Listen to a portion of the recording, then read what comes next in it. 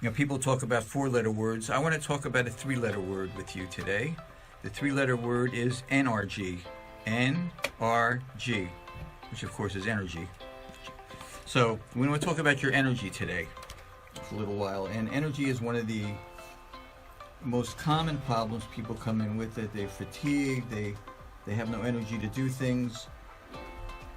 And it's so bad for most people that they don't even really realize how sluggish or how low energy they are. They just kind of take it as that, well, that's how life is. You become, if your energy level should be at a 10, and over time your energy level drops to a 9, and then an 8, and then a 7, and then a 6, and then a 5, and all of a sudden you've been living the last few years at a 5. 5 becomes your new normal.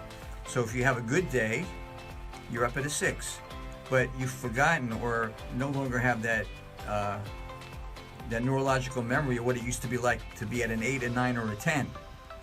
And of course people try to get to that by drinking coffee or doing whatever it is that they do.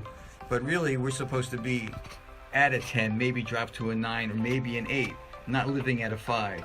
And when you lived at a 5 or a 4, and we have some people, it sounds like they're even lower, one of the best things that we can do for people is to give them the energy to live their life.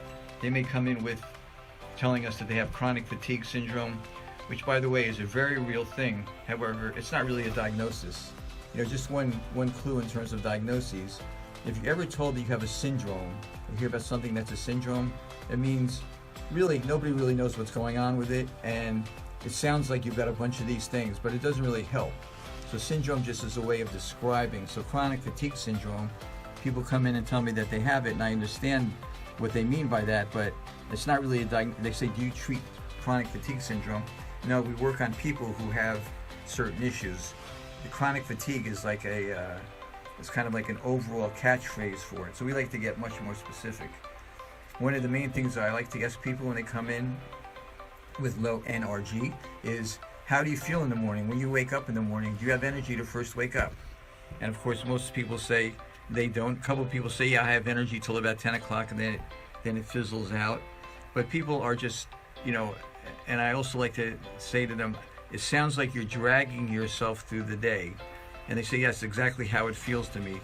Maybe they drink coffee and they get a little spurt for an hour or so, knowing that that's not really the way to handle it. But they're just not living their life with any vitality unless there's some kind of a stress which kicks them in. So I want to talk about some ways to look at energy and things that can be done for that. I'm Dr. Harry Schick. If you want to reach us, our number is 732-249-9800.